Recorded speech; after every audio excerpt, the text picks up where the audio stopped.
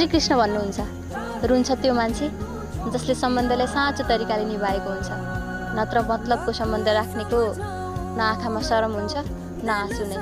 राधे राधे। कसले भन्यो हो एकपटक मात्रै माया हुन्छ भनेर?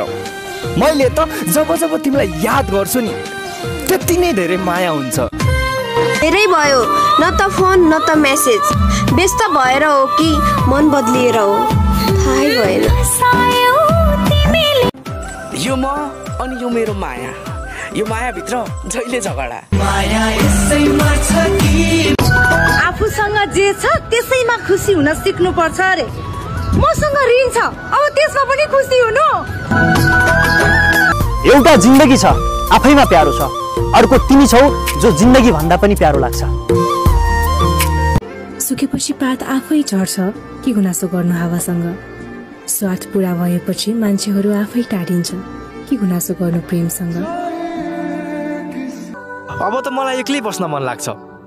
यो दुनियाँको देखावटी माया अनि स्वार्थको लागि जोडिएको नाताहरूदेखि म थाकिसकेँ। अरूको फूल जस्तो छोरीलाई टिपेर शिरमा सजाउन सक्दैनौ भने खुट्टाले कुल्चिने आँट पनि नगर्नु महोदय। जसले म र मेरो परिस्थितिलाई सम्मान गर्छ, म पनि उसको शिर कहिले झुक्न दिने छैन, चाहे त्यो मायामा होस् या मित्रतामा। म पनि अनजान बनिदिउला जान्छौ भने पढाइ बनी, अर्कै मन पर्छ भन्छौ कसरी भनौ नजाऊ भने। बिर्सिदेऊ त नभन है तिमीले छोडी गए पनि, माया गर्न पाउँदिन र एकहोरो भए पनि। प्यारा तिमीलाई जे सही लाग्छ त्यही गर, म सधैँ तिम्रो साथमा हुनेछु, तर आफ्नो खुसीको लागि बाबा आमाको शिर झुक्ने काम कहिल्यै नगर।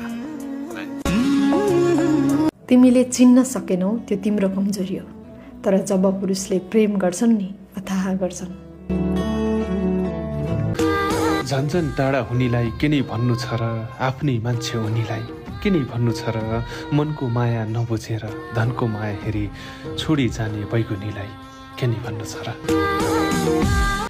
चिन्ता नगर, फेरि सताउँछ कि भनेर बाँकीको खोला हो,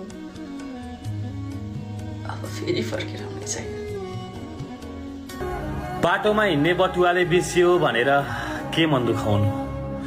एउटै आँगनमा लडी बुढी गरेर खेलेको दाजुभाइले त बिर्सिसके।